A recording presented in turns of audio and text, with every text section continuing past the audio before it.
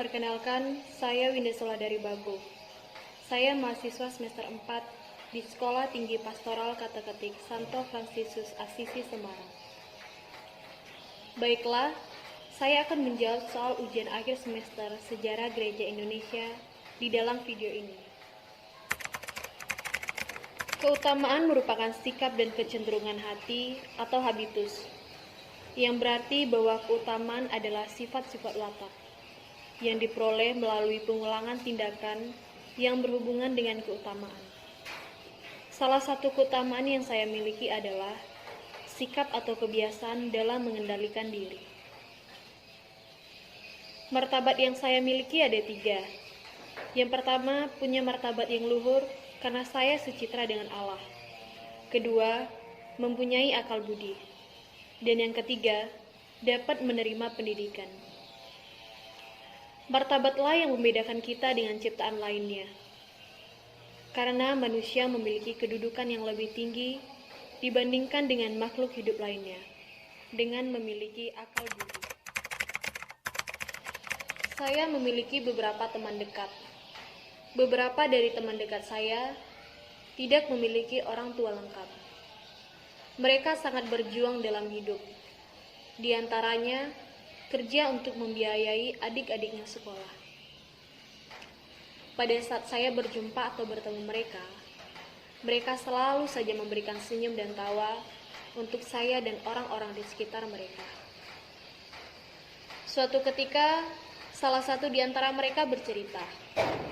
Dia merupakan seorang piatu dan diangkat oleh adik dari ibunya untuk diberikan hidup yang layak. Dia bercerita bahwa ia sudah dari kelas 1 SMP ditinggalkan oleh ibunya. Ia takut menjadi seorang anak yang nakal dan akan putus sekolah karena tidak memiliki ibu. Hal itu dikatakannya karena dia sudah melihat teman-teman sebayanya yang putus sekolah. Tapi dia berhasil mematahkan pemikirannya saat ia sudah mulai beranjak dewasa. Dan ketika ia sudah beranjak dewasa, dia merasa dikekang dan tidak mendapatkan keadilan dari ibu angkatnya. Tapi ia tidak patah semangat dan mengeluh. Ia menanamkan pada dirinya bahwa segala masalah yang ia terima dapat membuahkan hasil yang baik. Hingga pada akhirnya dia bekerja selama 1 tahun dan menabung uang hasil kerjanya untuk biaya kuliahnya. Dan berkat kerja keras dan kegigihannya, dia dapat menempuh pendidikan tinggi di mana dia bisa merasakan duduk di bangku kuliah saat ini. Dari cerita yang teman saya alami, kita dapat belajar mengendalikan diri, seperti untuk lebih bersyukur terhadap hidup. Ketika kamu mampu untuk selalu bersyukur atas apa yang telah kamu miliki, Tuhan akan memberikanmu lebih. Tidak patah semangat meskipun memiliki banyak masalah, dan tidak mengandalkan orang lain ketika kita masih sanggup atau bisa untuk melakukan sesuatu. Saya diajarkan bahwa percaya kepada Tuhan, bahwa masalah yang diberikannya merupakan cobaan untuk kita lebih tangguh dan tidak menyerah. Sehingga dari cobaan yang diberikannya, kita dapat menuainya.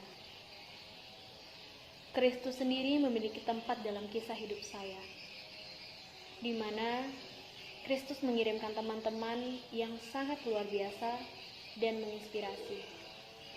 Karena mereka, saya belajar bagaimana bersyukur ketika diberikan masalah, dan bagaimana juga mengendalikan diri agar saya tidak terbuai oleh keinginan daging, dan mengutamakan keinginan roh seperti penguasaan diri, kasih, dan sukacita.